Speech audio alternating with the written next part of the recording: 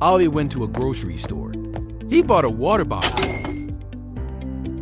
The water bottle is made from polyethylene terephthalate PET, which are an extraction of crude oil and natural gas. Then, the bottle is manufactured through injection molding and the stretch blow process, which result in plastic molecules freeze into a crystal clear rigid structure. After use, it will be disposed.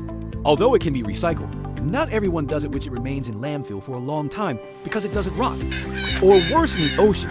And the most dangerous part is microplastic will happen. Take, make, and dispose.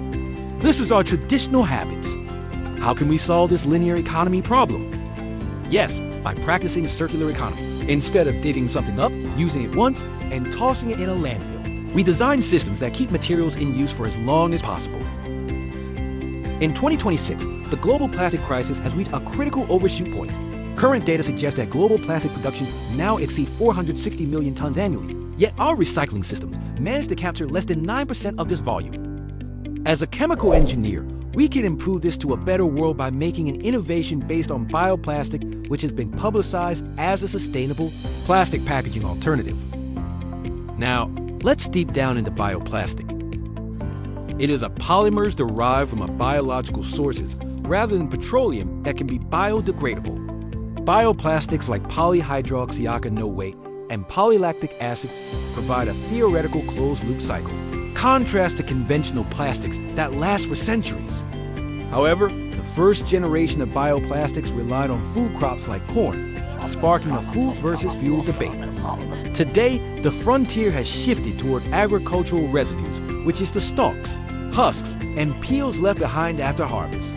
That will transform what was once waste into a high-performance chemical feedstock. There are common misconceptions that all bioplastic are biodegradable in your backyard.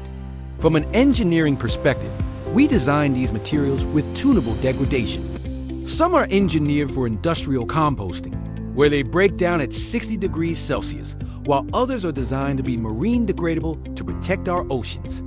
Recent studies show that reinforcing bioplastics with nanocellulose from rice straw can increase tensile strength by over 90%, making them finally comparable to traditional PET. How bioplastic fit the circular economy? First, decoupling from finite fossil resources. Traditional plastics rely on finite, carbon-intensive petroleum. Bioplastics decouple production from fossil fuels by using renewable biomass as the primary feedstock. Using second-generation waste ensures this process doesn't compete with food security. Moreover, regenerative waste-to-resources loops is one of the ways bioplastic fit the circular economy. Engineers use agricultural valorization to create high-value monomers from residues like citrus peels or rice straw. This represents the circular idea of designing out waste by converting a disposal cost into a resource stream. Moreover, closing the organic waste loop. Compostable bioplastics, like PLA and PHA, facilitate the collection of organic waste. For example, compostable food packaging can be processed alongside food scraps in industrial composting facilities, returning carbon and nutrients to the soil as humus, rather than losing them to a landfill. This is only some of them. There are many more. Here are some challenges and process of bioplastic approaches. Converting tough, lignocellulosic waste into plastic isn't simple. It requires a sophisticated biorefinery approach.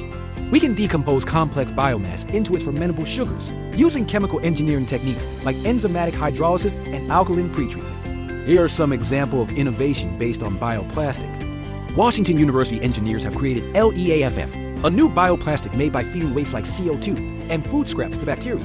By mimicking the layered structure of a leaf, they build a material that's stronger than standard plastic, but uniquely capable of breaking down safely at room temperature, eliminating the need for industrial-scale composting and proving that we can replace oil-based plastics with sustainable solutions that actually return to the earth.